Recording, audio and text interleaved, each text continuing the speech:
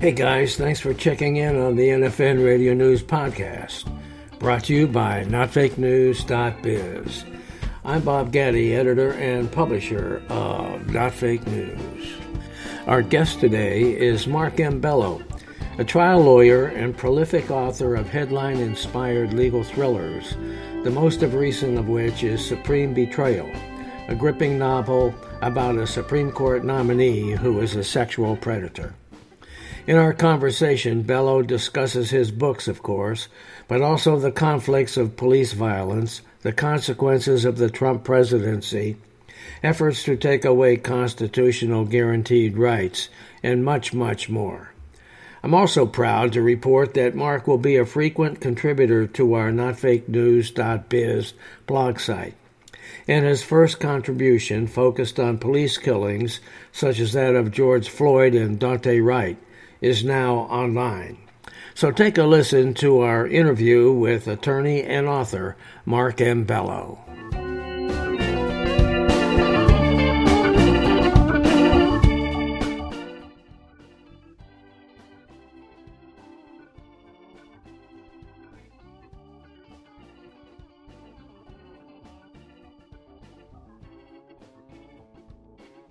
Well, that's an interesting question.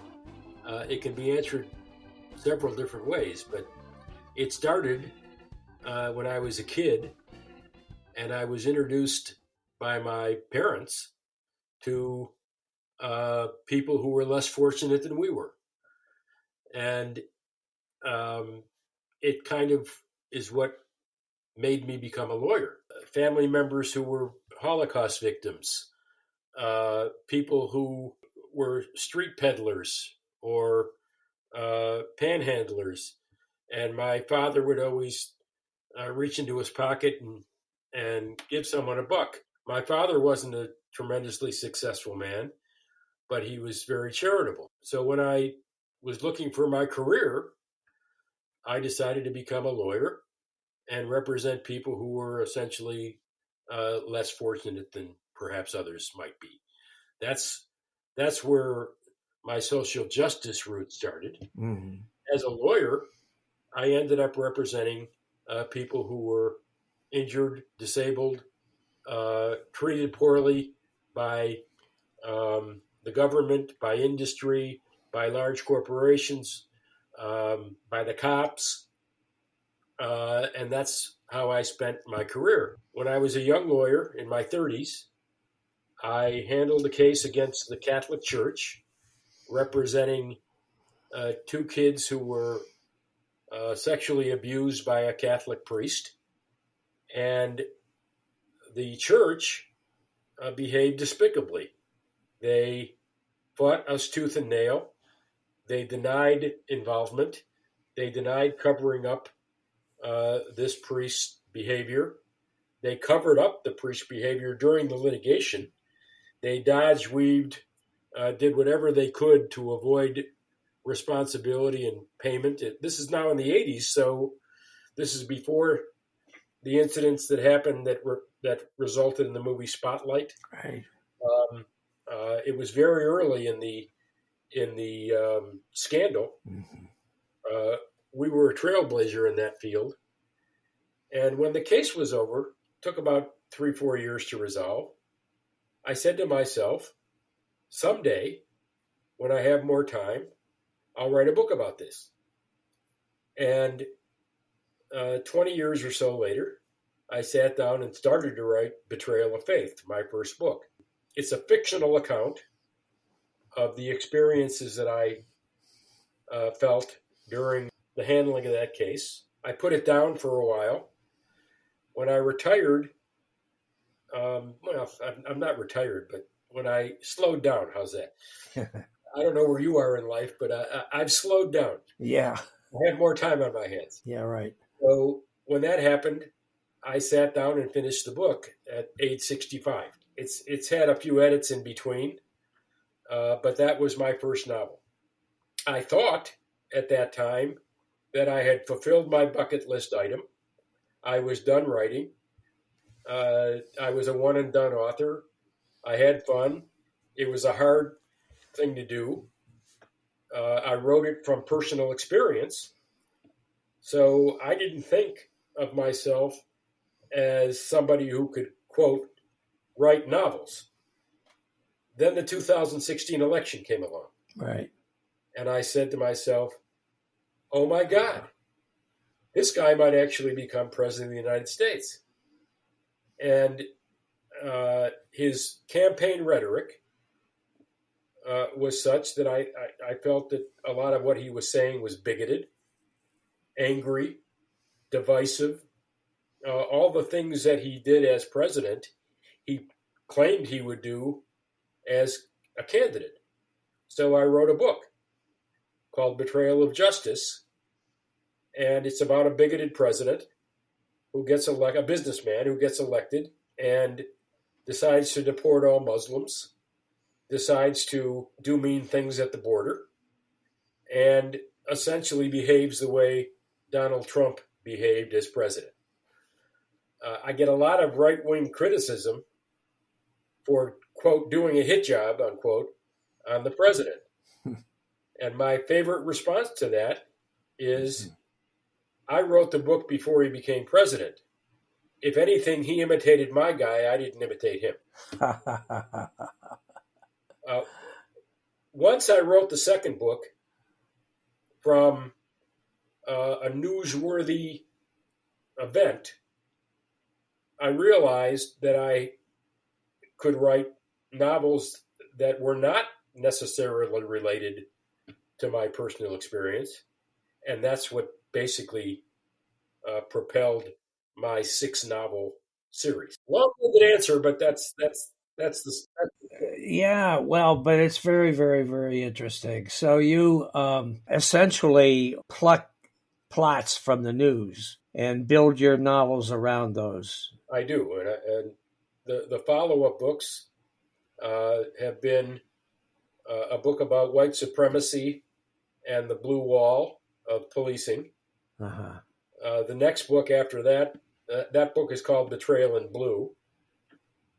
It's about a cop-on-cop lawsuit where one police officer is accused of murder and the other police officer tries to make sure he's prosecuted. So it's called Betrayal in Blue. Right. The fourth book is Betrayal in Black, and it's about police brutality and shootings of innocent black people. It takes one incident and basically tells how the civil and criminal justice systems might handle appropriately such an event. George Floyd seems to be the first time the system got it right. My book basically gives you a blueprint on how to get it right. All of my books are fiction, by the way. They're not nonfiction. Yeah. The fifth book is Betrayal High. That's about a school shooting, and kind of the same concept. It's critical of the gun industry. It's critical of immunity for gun manufacturers. I'm very anti-immunity. And the sixth book is called Supreme Betrayal. I just released it. And it's about a candidate for the Supreme Court who has a sexual assault in his past, and the woman comes forward and tries to prevent his nomination from going forward. And there again, I got accused of doing a hit job on Brett Kavanaugh, and I tell everybody who will listen that I don't know Brett Kavanaugh. I don't know whether Christine Ford was truthful or not. I don't know whether Kavanaugh was truthful or not. My guy is a bad guy. He's probably the worst character I've created in literature. He's a nasty, nasty, narcissistical criminal. I can't say that about Brett Kavanaugh. So while the book was inspired by the Kavanaugh hearings, it is not Right. a hit job on Brett Kavanaugh. Yeah, right. Well, the Trump administration gave you plenty of opportunity. You probably could have written a lot more books than what you did. Now, with the Derek Chauvin trial and the verdict, what were your thoughts during that trial and after the verdict? What do you think needs to be done going forward? Well, that's three questions I think you asked me. Yeah, I did. During the trial, Hey, Mark, motion was where concerned. did all of this begin with you? You were a trial An lawyer, and event now like you're a this actually happened prolific author to a of human legal being, thrillers. and because Where'd all someone this is a start? police officer when they do it, and there's where the immunity issue comes in again. Mm-hmm. Because keep in mind that an officer has limited immunity in situations like that, and you have to overcome that burden and standard as well. So essentially, what the verdict represents is the prosecution's ability to present compelling evidence that this crossed the line. There are lines that an officer doesn't cross and essentially gets away with murder. And that's what I am railing against. The idea that you can pull somebody over and be their judge, jury, and executioner is abhorrent to me. Officers need to keep their gun in their pants. And if they do that, shoot themselves in the balls. I mean, don't pull your gun on people. Right. So you could delete that if you want. I don't think I will. But the third thing you asked me is, what's my reaction post verdict, right, and what do I think can be done? Mm-hmm. I think just what I said. I think they need to treat cops the same way they treat citizens, and when they do something wrong, we should be allowed to prosecute them and let a jury of their peers decide whether they're innocent or guilty of something. That's been sorely lacking in these kinds of cases. Either the cops don't get prosecuted at all, or if they do, they get prosecuted for crimes that are lesser offenses, or they get the benefit of the doubt and get acquitted. And in this case, finally, someone who did a inconceivable act was found guilty. And God bless that jury, because it's a tough thing to do in the atmosphere. I was surprised. I'm Trump sorry, go didn't ahead. make it any better. He made it worse. Yeah. I was surprised that the jury returned its verdict as quickly as it did, actually. Well, that's how guilty he was. And again, yeah. the fear until they said guilty, guilty, guilty, Bob, did you fear he was going to be acquitted?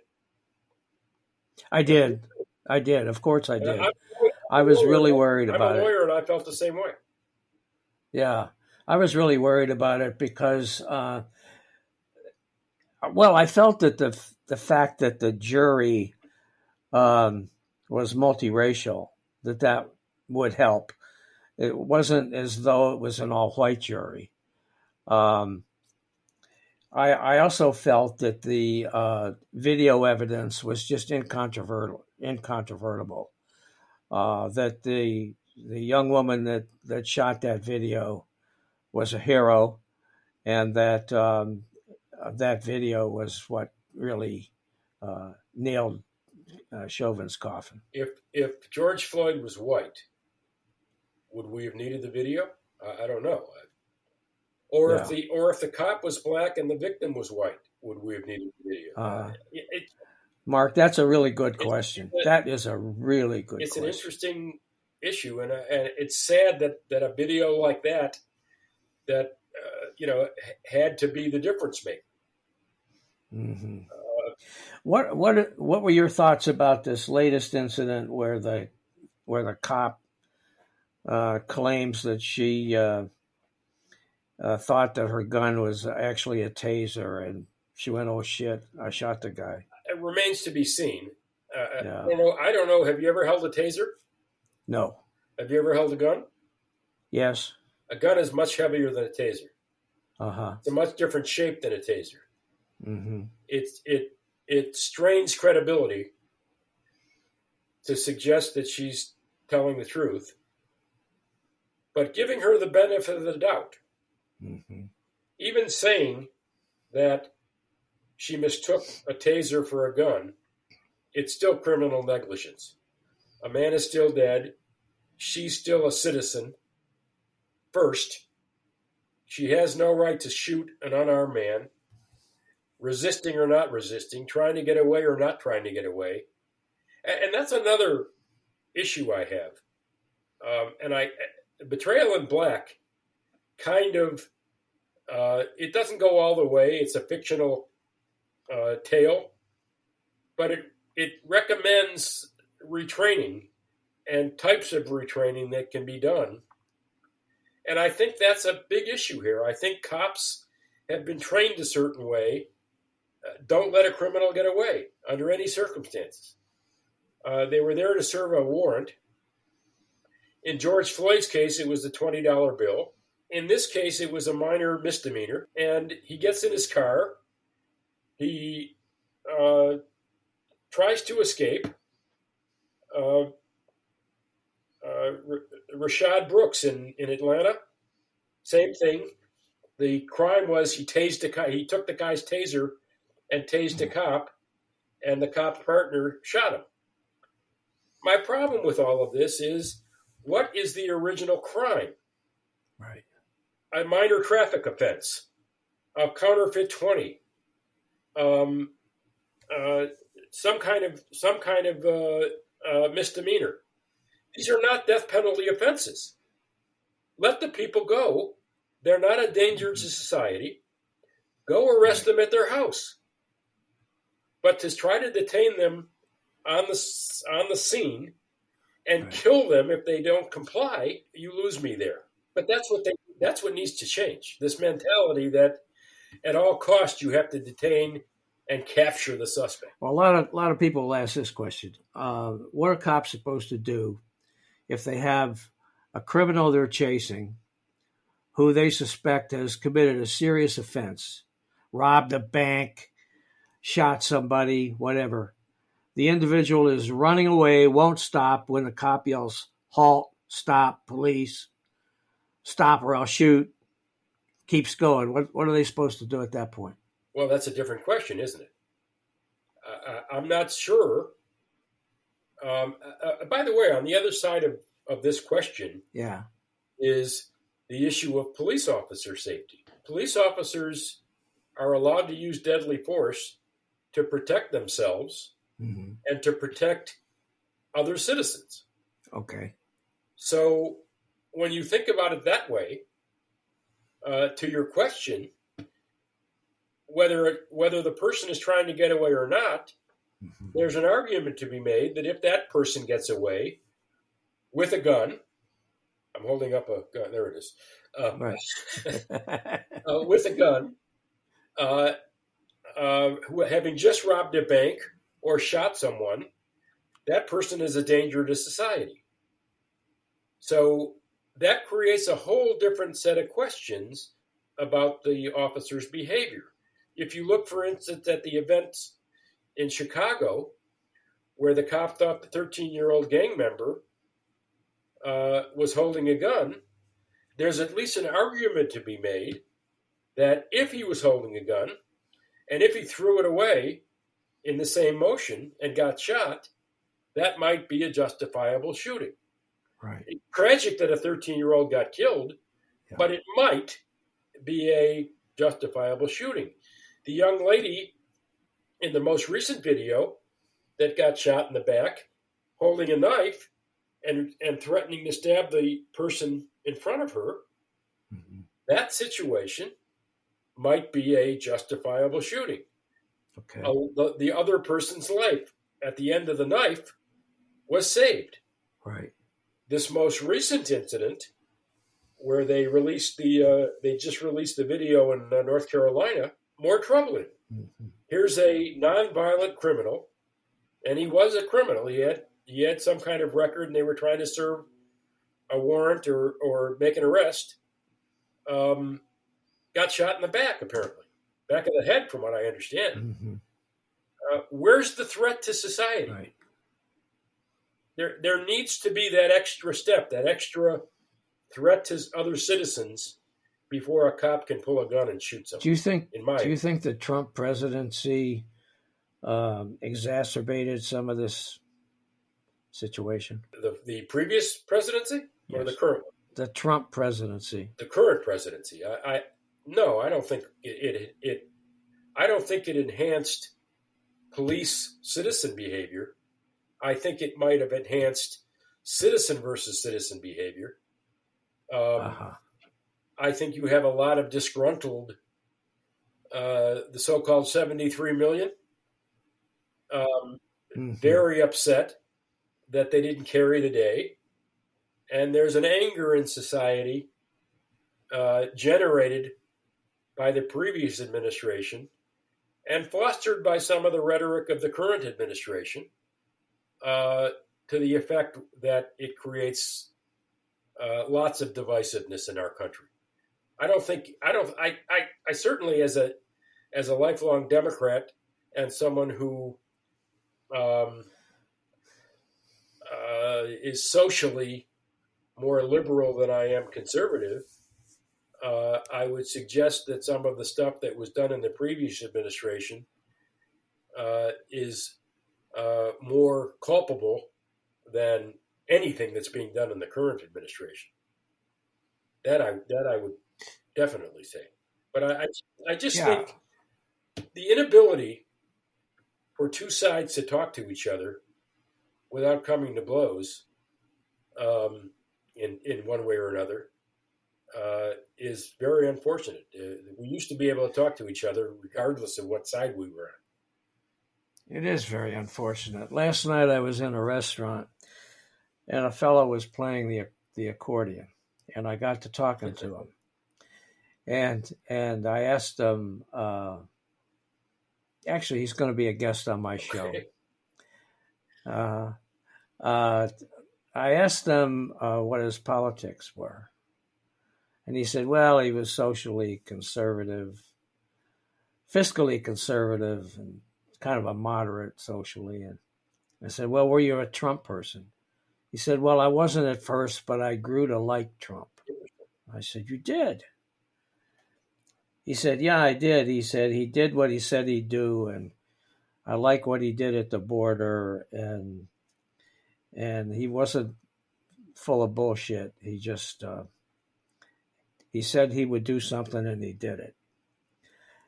And I said, well, I started this thing called Not Fake News because he kept calling the news media fake news and the enemy of the people. And he said, oh, you got it all wrong.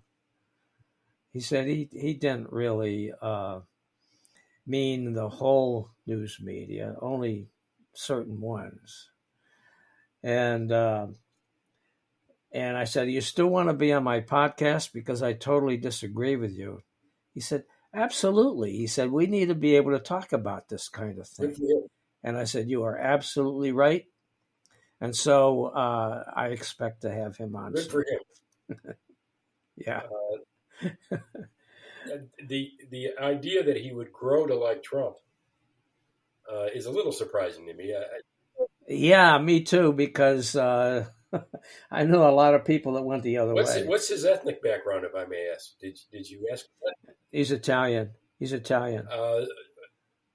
How many generations of his family have lived in America? I don't know that, but I can tell you he is retired probably in his early 70s. Ask him on the podcast. I'm Jewish.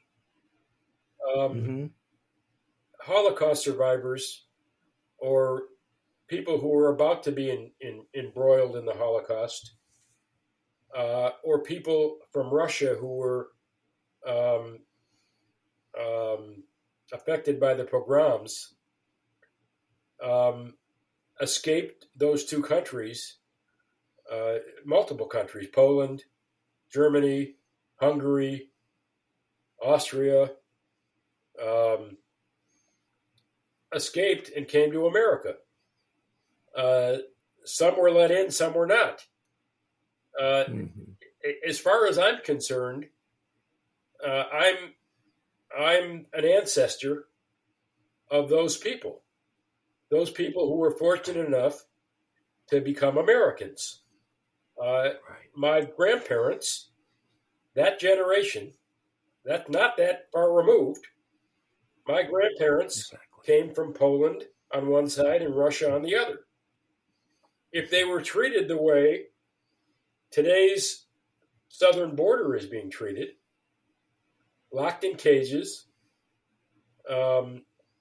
detained at the border, where would I be? And what's the expression there? But by the grace of God, go thee. It's easily extended to whatever ethnic background you are. That old poem, Lazarus, I think his name is. They came for the. You familiar with what I'm talking about? Yes. I can't recite it for you, but the final paragraph is they came for me and there was nobody left to. They came for the Italians and I didn't care because I wasn't an Italian. They came for the Polish and I didn't care because I wasn't Polish. Yes. When they came for me, there wasn't anybody left to care. Exactly. I take that stuff very seriously. Yep. I take the Statue of Liberty and the epithet on the Statue of Liberty very seriously.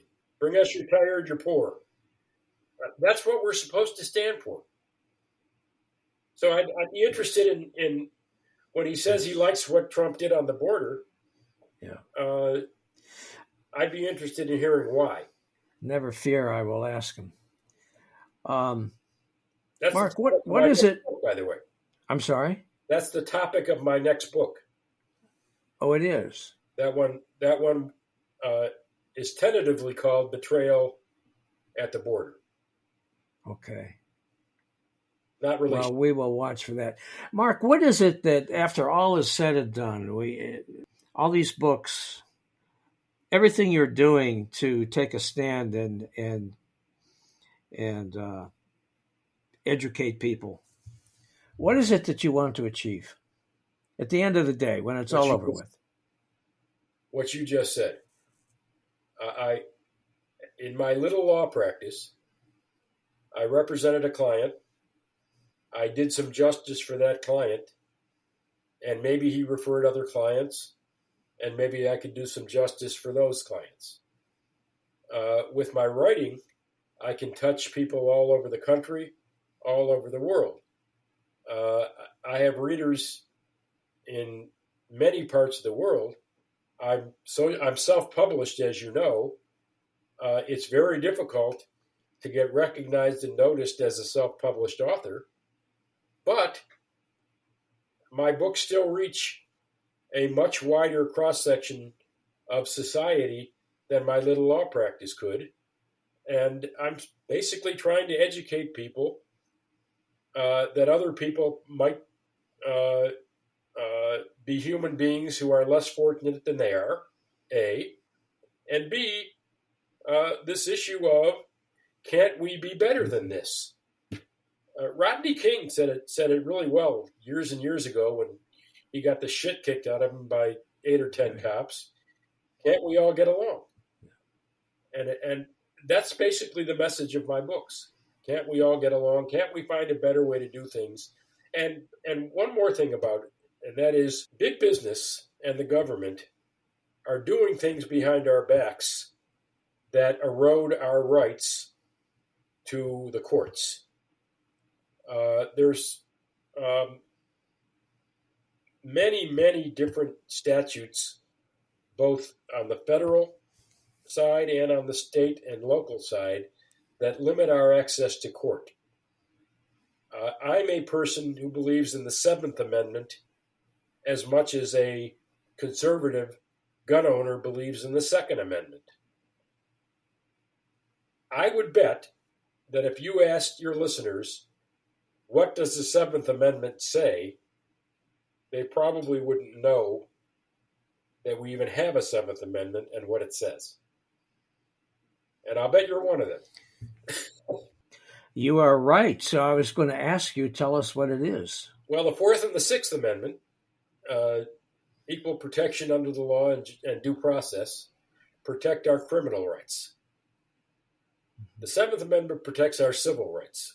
And I don't mean civil rights in terms of equality, that kind of thing. I mean your access to civil justice in court. A person under the Seventh Amendment can file a civil lawsuit against someone who harms them for any amount that exceeds $25. That's what the Seventh Amendment says. Wow. It is basically unfettered access to court for a civil harm exceeding $25. Okay? To me, that means the government or industry can't go into the judicial branch and say, well, yeah, but we're going to limit your recovery by tort reform to $250,000. Or we're going to prevent you from suing this corporation or that corporation because they sometimes do good things for America. Example, Michigan, where I live, is the only state in the country that has an absolute drug immunity law. If a drug is approved by the FDA and turns out to be a bad drug, a Michigan citizen cannot sue the drug manufacturer for creating the bad drug. You can sue in every other state in the union, but not in Michigan. Wow. Now, in every other state in the union, your recovery might be limited to a tort reformed amount. You can't collect millions of dollars for the serious damage you incurred. George Floyd's family collected $27 million, as you might recall. In product liability, medical malpractice, or and drugs, by the way, are a product, so they would be included in this product liability immunity, or government cops, the immunity I spoke of earlier about cops. All of these things are inventions of the legislature to limit citizens' rights to sue. Why? Answer, money.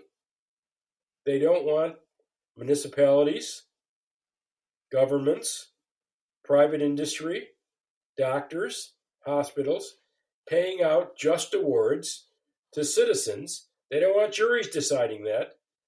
They want arbitrators, the legislature, or the government to decide. And I'm very offended and opposed to that. Strange bedfellows, a little story for you. The Tea Party, the very conservative end of the Republican Party, is as anti-tort reform because of the Seventh Amendment as they are anti-gun legislation. They believe that the Seventh Amendment is just as important as the Second Amendment. They aren't tort reform hypocrites, as I call Second Amendment advocates who ignore the Seventh Amendment. Mm-hmm. If you believe in the Constitution, you've got to believe in it all. Yeah, so there's the whole issue of immunity for gun manufacturers. Well, that's what my fifth book is about. Okay. Betrayal High is about a school shooting and a young kid who was bullied. And the bullying got so severe that he became a school shooter. And he becomes kind of a sympathetic criminal in the book. The real criminal is the gun manufacturer who illegally put the gun in the hands of this kid's father. Mm-hmm. And again, just like Betrayal in Black and police reforms, the book kind of gives you a blueprint for how to reform these gun immunity laws. I'm not an anti-gun. I can't be inconsistent. There's certainly a Second Amendment in this country. I don't think the Second Amendment necessarily says what gun advocates say it says. If you read it, I don't know how it extends to the idea that people can own assault rifles. Right. But what I do think is, if you're going to, as an industry, not help close loopholes, not help prevent black market sales of your merchandise, um,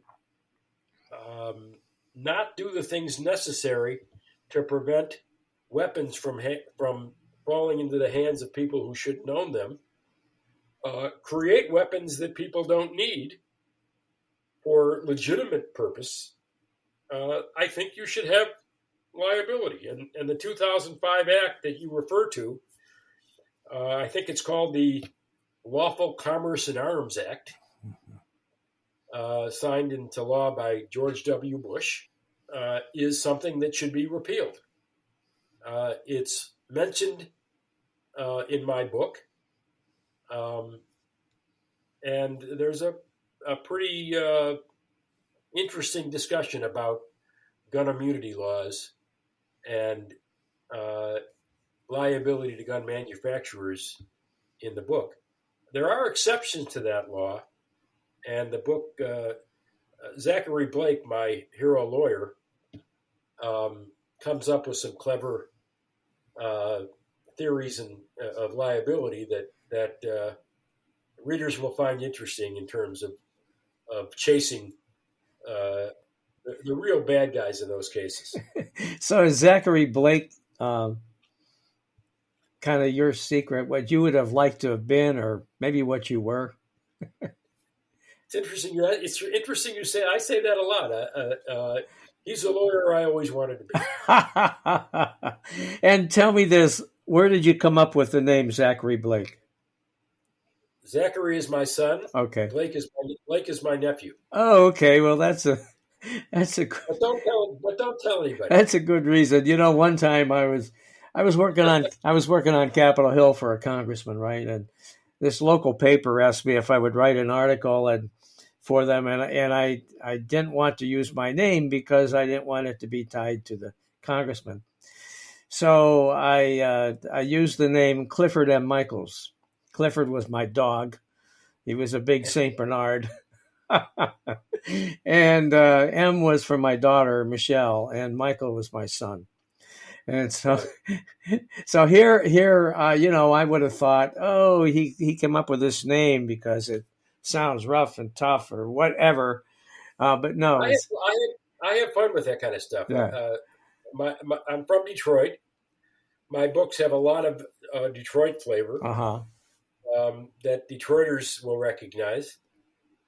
Maybe not people that aren't from Detroit. I'm Jewish, so my book has a lot of. Do you know the word kibitzing? Yeah. Jewish kibitzing. Okay. I like to kibitz. I make a lot of reference to my. Zachary is Jewish. Okay. I make a lot of reference to his heritage. Oh, okay. I wrote a novella, by the way, that basically it's available free on Amazon and at my website. But the novella basically tells the story of Zachary's grandfather's Holocaust experience and escape from Auschwitz. And he promises to tell Zachary the story on the eve of his bar mitzvah. Okay. So the book is about the retelling of the story on the eve of Zachary's bar mitzvah, and it basically introduces Zach to social justice issues and stands as the number one reason why he decided to become a social justice lawyer. Oh. So all of my books have a little of that in them. Right. I also play around with friends and family's names. So almost every name in the books are someone I know. In the first book, there are a lot of characters whose names are similar to the characters who were involved in the real case. Okay. So they will recognize Mm-hmm. their counterparts in my book. Right. So you might have a president by the name of Donald Trump instead of Donald Trump. Well, the name of the president, I'll tell you another little secret. All right. The evil president in my book is Ronald John. Okay. Is that based on Trump? It isn't obviously based on Trump. Right. His original name, funny that you mentioned Donald Trump. I think his original name was Donald Crump. And I decided that was too close. So Okay. I changed the name. Donald Trump's name is Donald John Trump. Right. So Ronald John is absolutely a Ronald John. Ronald John is the name of the president. I love it. But again, my like I tell my conservative friends, I finished the book in 2016. He had an opportunity to be a different kind of president than he campaigned to be. Right. And he chose to be who he was. Mm-hmm. If you find similarities between the president that I wrote about and the president he became, is that on him or is that on me? Yeah, right. Exactly. Well, listen, I want to thank you, Mark. This has been a great conversation, and I want to give a little heads up to our audience. Mark is going to be joining the Not Fake News writers roster. He's going to be contributing an occasional blog from time to time to Not Fake News, and we very, very much appreciate that. And we hope you guys check out notfakenews.biz.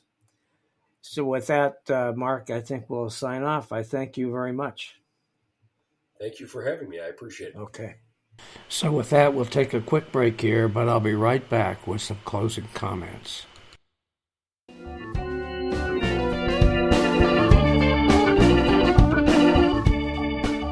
Yeah, I hope you guys enjoyed that conversation with Mark Bello. I thought he had a lot to say, and I find his ability to use events in the news as the cornerstone for his novels to be really fascinating. Again, watch for Mark's blogs at notfakenews.biz. Meanwhile, thanks for listening. It'd be great if you guys would follow NFN Radio News so you don't miss an episode. Check out notfakenews.biz too, where you'll find new material just about every day by some excellent writers with perspectives on a whole range of topics. You can sign up as a member at notfakenews.biz. And of course, it's all free. Also, let your friends know about this podcast and about notfakenews.biz. Our goal is to be informative and entertaining as we comment on the latest developments in the news with just a little lean to the left. This is Bob Gaddy signing off for NFN Radio News and notfakenews.biz.